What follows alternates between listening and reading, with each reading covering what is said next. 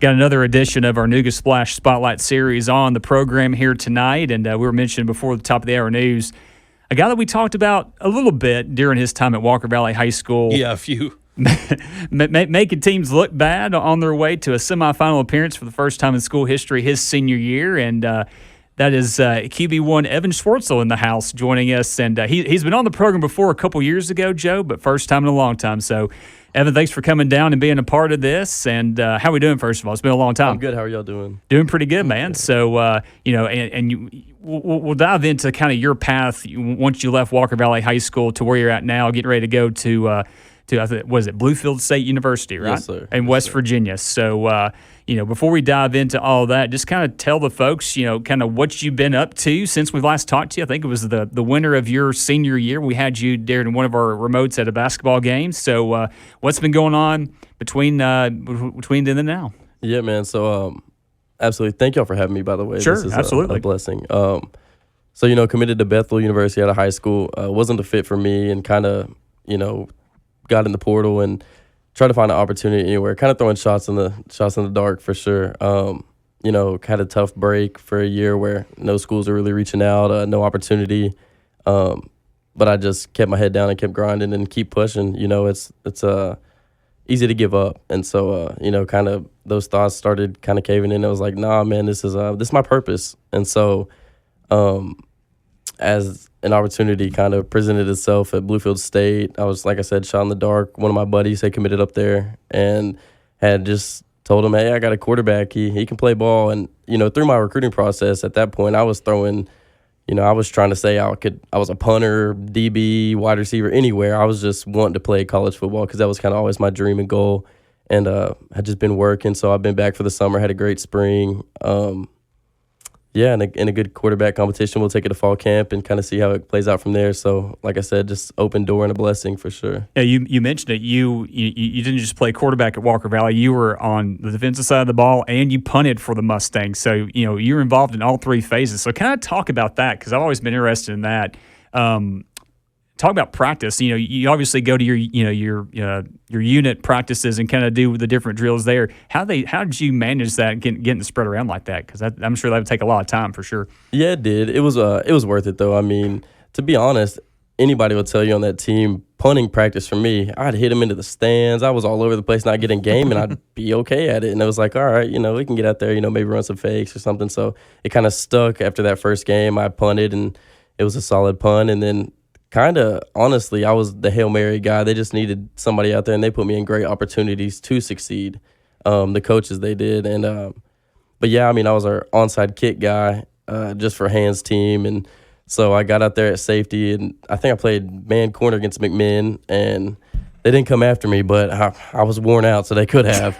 And then Clinton, they put me back in safety. We had an injury, and he was just like, man, we just need you out there, and just kind of threw me in a fire. And actually, my other safety, Tyron Forte, I kept looking over at him. I was like, what's the call? I have no, I just practice against y'all. I don't know what to do. And so he would kind of coach me through that and just go play ball at that. So how many plays would you say you got in a game on the defensive side of the ball? I probably played half the game against Clinton. They wanted to make sure that I could go on the offensive side of the ball and still not, still have my head. But, yeah, I mean, I wasn't trying to be overly physical or anything. I kind of knew my place, and ankle tackling was kind of my role. I had filled a gap at one point, and I had a little crick in my neck after that one. So I, told them, went to the side. I was like, guys, I need to be on offense. Put me out there. I'm gonna go play ball, but at the same time, let's make sure that we can succeed on offense as well. Yeah, and that's wild. So, what was it like going up against that Taylor Harvey, Brandon Ashby defense in practice? Because, I'm sure that was probably the toughest part getting ready for a game. Or maybe it might not have been knowing Ashby and Harvey the way we do. Yeah, I mean, to be honest, we didn't have any, star players on. Everybody was just in the right place, exactly where they were supposed to be. So they made it. They challenged us day in, day out. I think we've talked about Connor Phillips before possibly, but we'd have to pull him out of practice. I mean, he was outstanding, just played hard, and he would tear us up. And so their stunts and everything, they're very, very smart. And it was just, I guess in a way, brain on brain with Coach Aiken's offense versus their defense, and it was iron sharpening iron for sure. I don't remember who the quarterback was before you at Walker Valley, but for it seems like many years now, you've with that offense and with the quarterback position, Walker Valley has been throwing it around the lot and putting up a ton of numbers. What was your feeling going into that, knowing that you kind of had you wanted to keep that going? You don't want to disappoint. Yeah, absolutely. I think the biggest thing for me was not filling the shoes of anybody else, but expanding the shoes of everybody else. So I wanted to be Evan Schwarzl out there. I never wanted to be, which were great quarterbacks. Tucker Pope was terrific, kind of set the tone for us. And then Ryan Lay comes in so athletic, so accurate. And but I wanted to make sure that I didn't get too focused in on the comparisons and rather just go out there and be myself. And so, like I said, just expand those shoes. And next thing you know, we got Dosen coming around, and then Chase had a great year, this past year. And so it kind of just sets the standard of the program, and that's where it's going. So 4 of those 5 guys were all state selections at quarterback too, because Coach Pope was telling us that when he was in here a couple weeks ago with the flag football edition of our program, and kind of talk about kind of playing for guys like Coach Pope and Coach Akins, because as Akins he's a former high school quarterback as well, so you're like, I gotta kind of have to listen to this guy because he's been there before as well. So. Yeah, I mean they're brainiacs, man. Like they draw up some crazy stuff, but they simple it down for you. So they work with each quarterback exactly how they need to be. So I'm not a guy that was, you scream dad. I was kind of always very mellow and just going with the flow, just get the next play in. So he didn't have time to scream at me or nothing like that. He had his fair share of doing that. Don't get me wrong. But we just went out there and slung the ball around. And it was like, if you stopped us, good luck, because we got something that is Not many people did. Yes, sir. Yes, sir. That's true. So, but you actually began your high school career at Central in Chattanooga. So, kind of talk about that.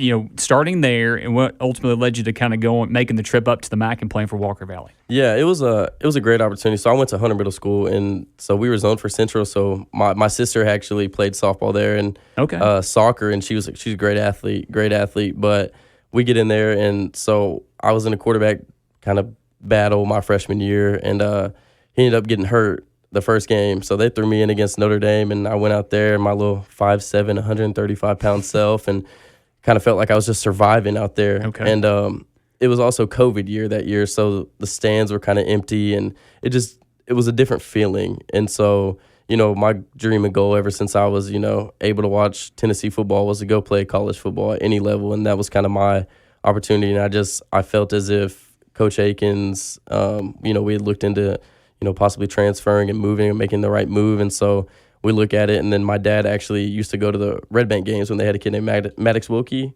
And he slung the rock. Like, it was impressive. And he put up some crazy, game numbers. It was ridiculous. Heck of an athlete. And so, anyways, Coach Akins, he kind of set the standard for quarterback, and I wanted to develop as a quarterback and play at the collegiate level, and I just felt like that was the best opportunity for me. So it paid off, Cowboy. I would think so. He was mentioning that that Clinton game. That was the game I think that propelled you guys to the semifinals for the first time, right? So, going back and kind of looking at some of our notes from the past couple of years, and did you have the game-sealing interception in that game? Yes, sir. So yes, sir. This guy was throwing the game-winning touchdown on offense and getting the game-clinching interception on defense. That's pretty cool. It's not bad. That's pretty cool. All that was needed was just to pin a punt inside the 1-yard line. You would have had all three, the trifecta right there, boy. Yes, sir. Yes, sir. It was a cool experience, man. That was, like I said, nothing like playoff football, Yeah, no doubt about that. And you mentioned, you still have ties to the Central program. I think you said, before the show, your uncle's actually the head coach, Coach Carter over there. So a lot of positive momentum over for those guys as well. New turf surface going down. And have you broken the turf in at all, or just, while you've been in town? No, man. I think they actually purposely made sure that they get it, not completed before I got out there, because we would go out there and, throw routes every weekend, and we would not tear it up, but, get our fair share of throwing routes on it. So haven't got to break it in yet. Now, this guy right here is Mr. Ray County. Just kind of fill us in how easy it was to beat those guys when you were playing at Walker Valley. Oh, man, it was a Now, my junior year, it was so windy. It was tough to throw the ball, but, man, it was just a region game that, Ray County's always had our number. They just did. They had our number. They ran that wing tee, ran out the clock, kept the ball away from us, and, honestly, we didn't like that. So we had to make sure that every drive we had mattered and counted, and So yeah, I wasn't tolerating the Ray County stuff anymore. Kind of flipped the script. I can't say much. I purposely didn't bring up the fact that they probably mercy ruled my Ottawa Owls probably every single time he played at quarterback for sure. We got to leave that off the map, don't we, Cowboy? And that's, you talk about a difficult region. I don't think that region has changed since you played, or has it? Like you can have like Lenore City and Saudi Daisy and teams like that. Yeah, but for the most part, just a tough region that Walker Valley plays in, and you had to go through some ballers for sure. Absolutely, yeah. They each team felt like they had about a star player. Every week in, week out, it kind of felt like the SEC. Just best of the best, and end up going to the semifinals out of that region. So it shows how strong that region really is and competitive. What's the toughest environment you've played in or been a part of? It doesn't matter whether it's whether at the college level or your time at Walker Valley. I would say Bradley my junior year.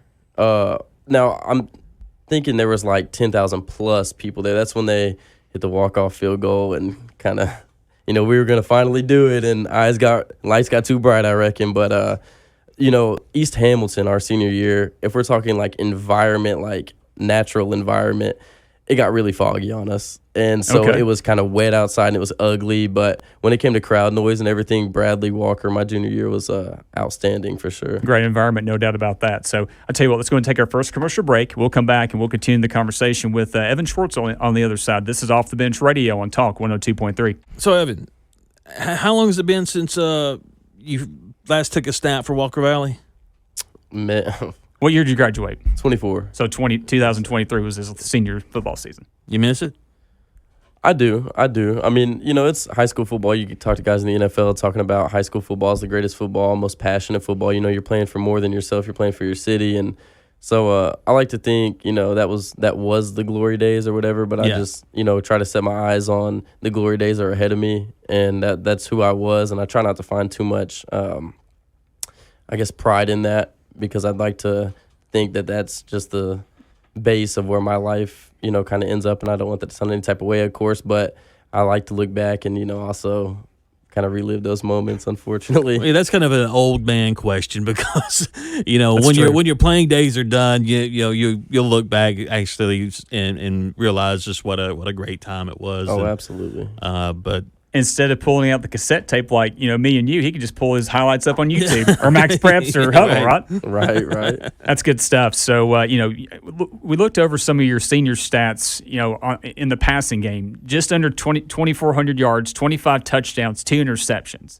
You take pride in that, knowing that you only had two picks during your senior season and that many touchdowns? Because that's a pretty good touchdown to interception ratio right there, pal.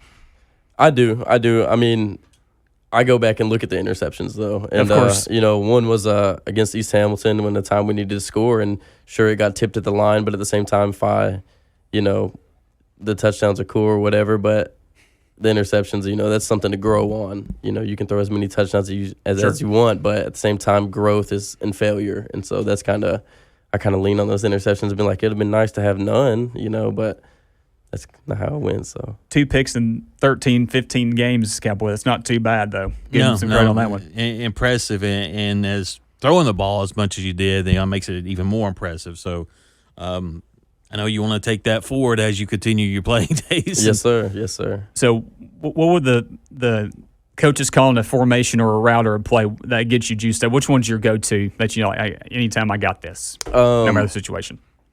We run a Art Briles type of offense, so it's a 12-yard deep choice. So basically, whatever the DBs do, they're wrong. And so we would call Z shot, which was to Hudson, was a post. And I don't want to give too much of Coach Aiken's playbook away, but at the same time, it was coming, and I was always confident in throwing that one. Then we had a run play where it was basically a quarterback counter, and I think the statistics on it I think we went 7 for 9 on scoring on it. Like it was but just drawn up well. I mean, it was just how Coach, as soon as it was the time for it, he'd call it, and you gotta execute the play, though. Yeah, absolutely.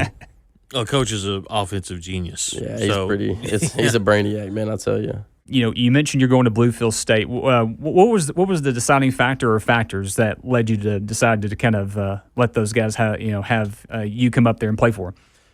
Yeah, honestly, so I reached out to the offensive coordinator. Like I said, my buddy went up there, and he got an opportunity. Kind of, like I said, they kind of threw me a bone, to be honest, which was a blessing that I look at and has really changed kind of the trajectory of myself.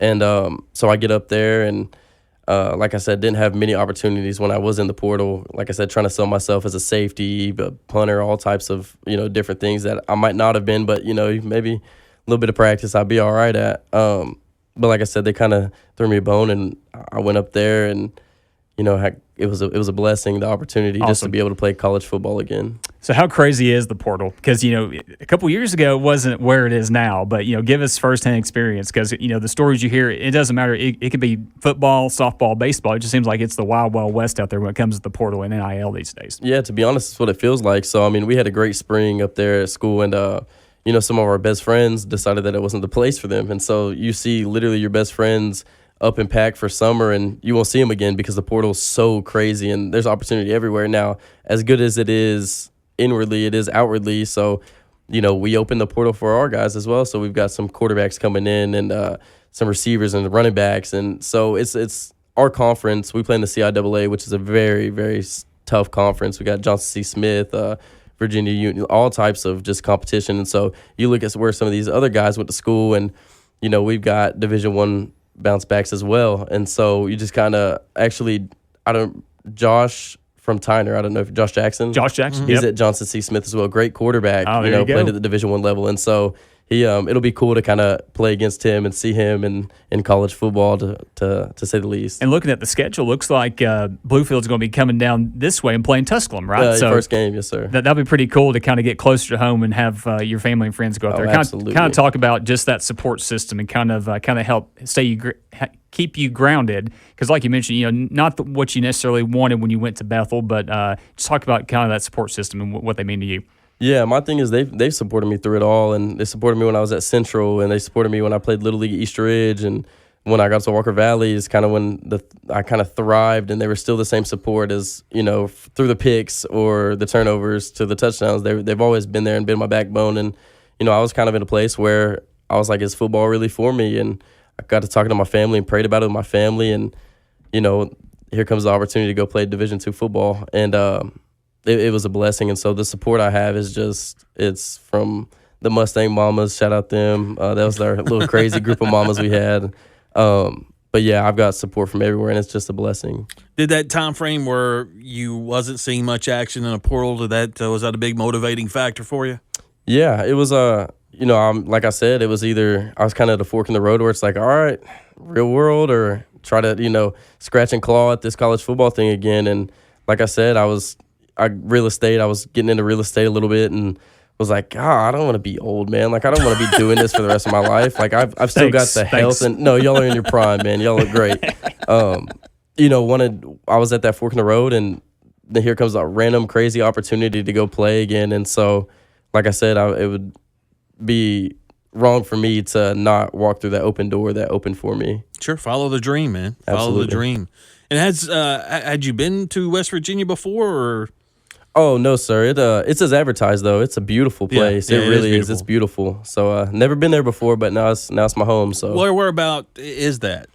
South. It's Southwest Virginia. Okay. So we're heck, I'm trying to think. There's not really any big cities. It's a much smaller city. There's a Bluefield, Virginia as well that kind of butts up to us. But yeah, it's just really Southwest Virginia. So it's not a bad drive, probably 4.5 hours or so. Oh, yeah.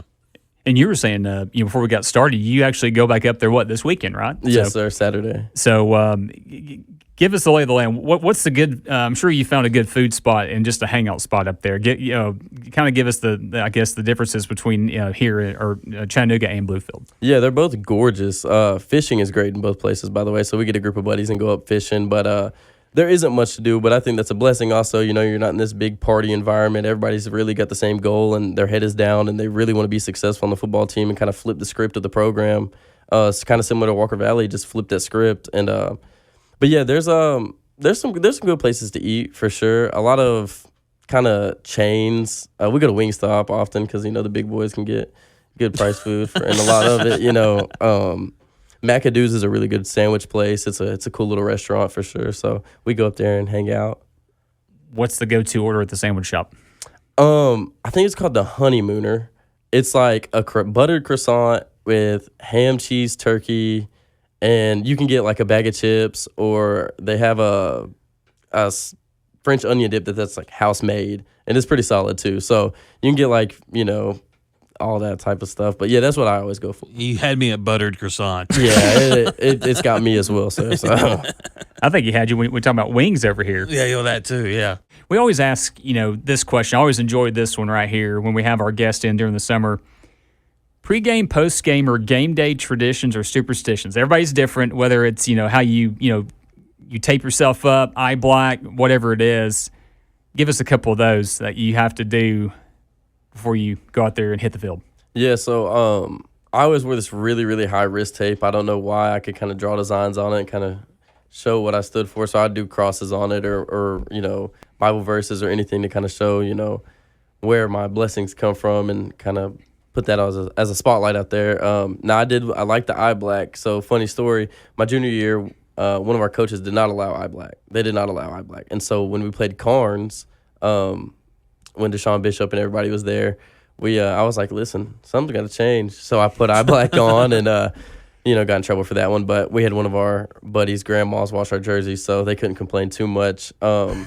But yeah, a lot of people like to listen to like rap or, something that's going to fire them up. I was never really that. I really believe in meditation and just kind of finding myself. And Coach Aikens always preached me, don't ever get too high and don't ever get too low. And I feel like if I got fired up for something, it's not what it is. You got to go back the next drive and, execute. So I always try to stay really calm. And so I listen to a lot of meditation music, honestly. Yeah.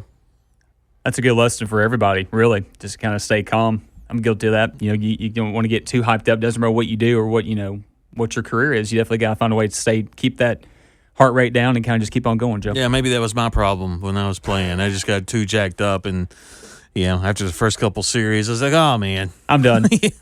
Not that I was done, but yeah, there's something to what you're saying. Yeah, absolutely. And one thing Joe has brought up that I've always enjoyed, and Joe, the question it's so great.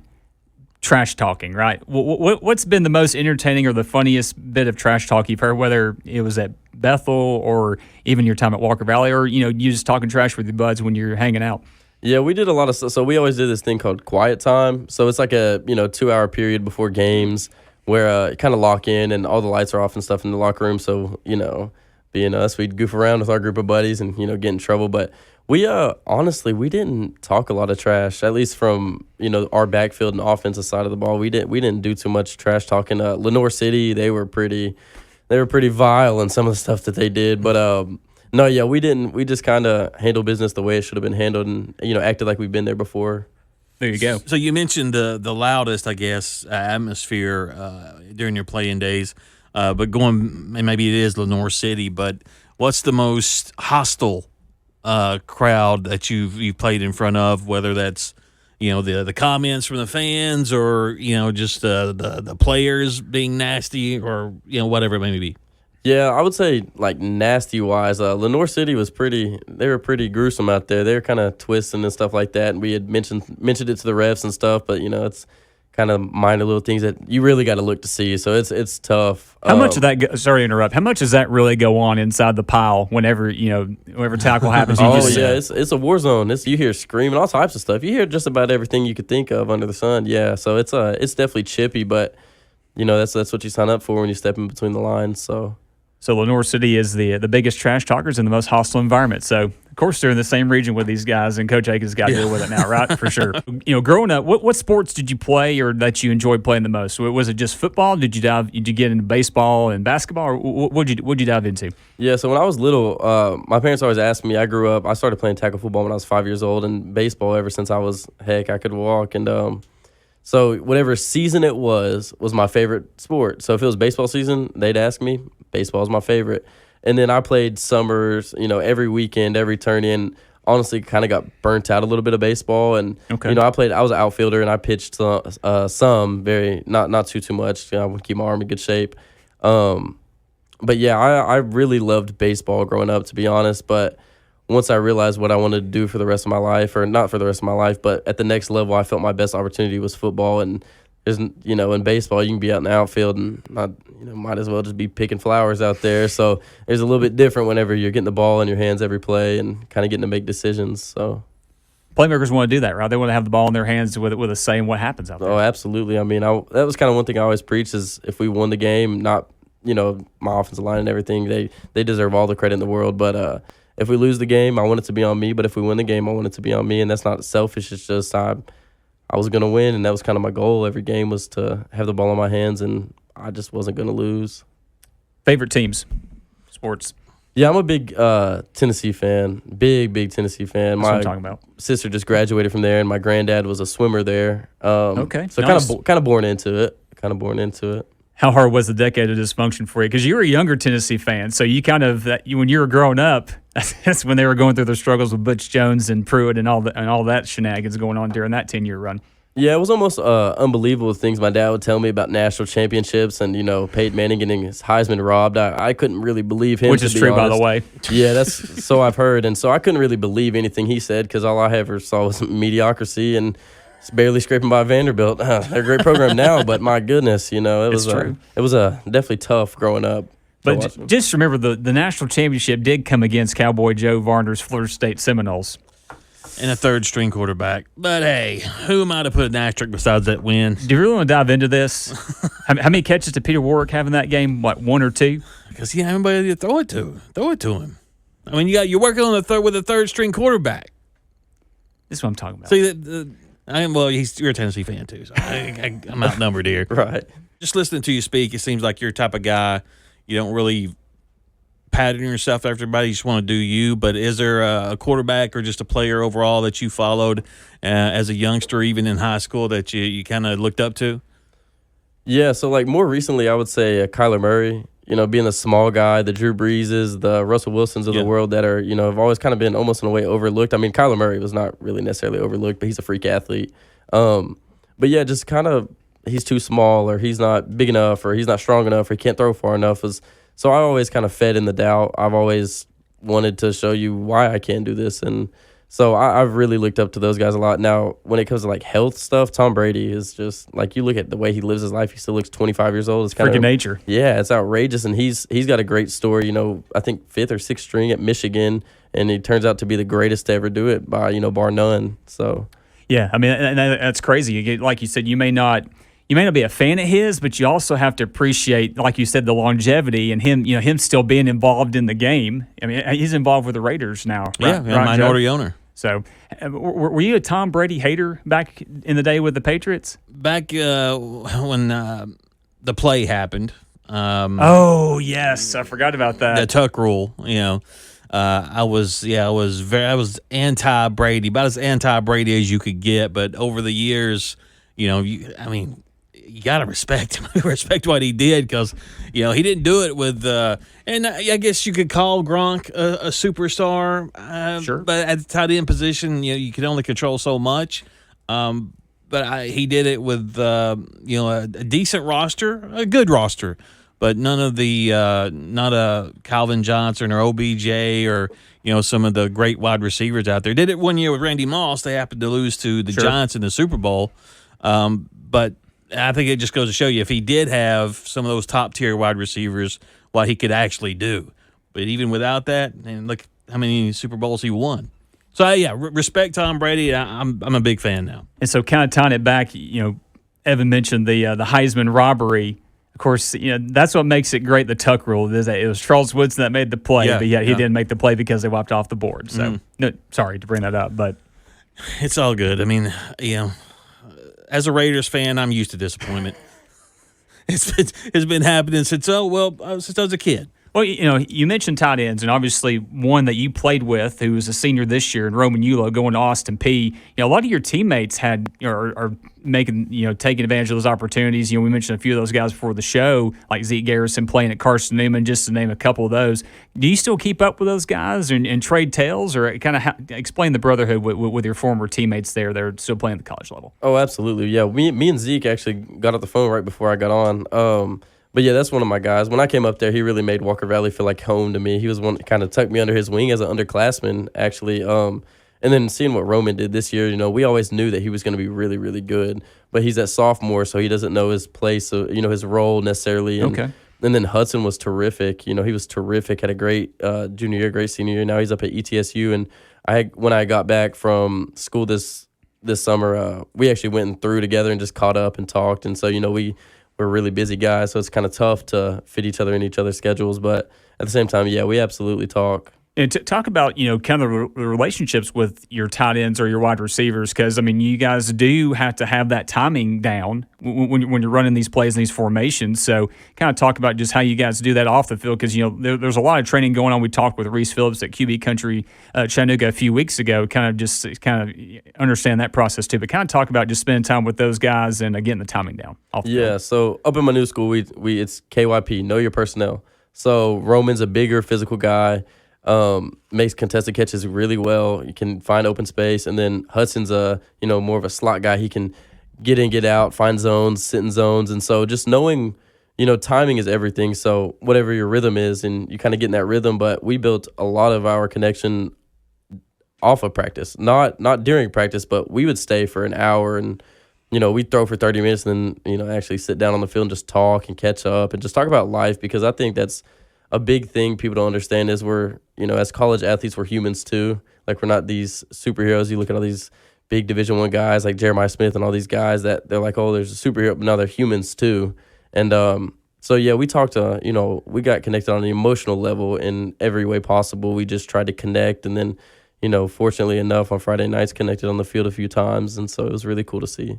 Did you ever want to get in a throwing contest with Akins, being a former high school quarterback at Boyd Buchanan like he was? I know you wanted to go head-to-head with him at least once. Oh, yeah. He never set it up, man. He was running away from me. I'm sure he was great, but, he's old now, so I don't want to give him too much credit. Listen, they're at camp right now until about 8 or 8:30, so he's not going to hear this. He's not going to say nothing, so fire away with more shots. We got 10 more minutes, so even better. Let's go and take our last commercial break, and we'll put a bow on this edition of our Nooga Splash Spotlight Series on the other side. This is Off the Bench Radio on Talk 102.3. Welcome back into Off the Bench Radio, right here on Talk Radio 102.3 WGOW. Jeff Cate, Cowboy Joe, Evan Schwarzl in the house tonight. Hobbies. What do you like getting into? Do you play golf? You just go hang out with friends? What do you do when you're back in town? Yeah, so I can't sit in my bed all day. That kind of drives me insane. We fish a lot and we golf a lot. So probably more than I should. But no, it's always nice to just go out in nature and really look at the beauty of Earth. I think it's so awesome. It's so simple. But, I grew up in Chattanooga my entire life, so you hear people come in talking about how beautiful Chattanooga is, and it's like, no, it's just normal. Keep that to yourself. Yeah, absolutely, man. I hear you. But yeah, we fish all the time. We got some buddies with some ponds and stuff that we'll go out there and catch some bass. What's your PR?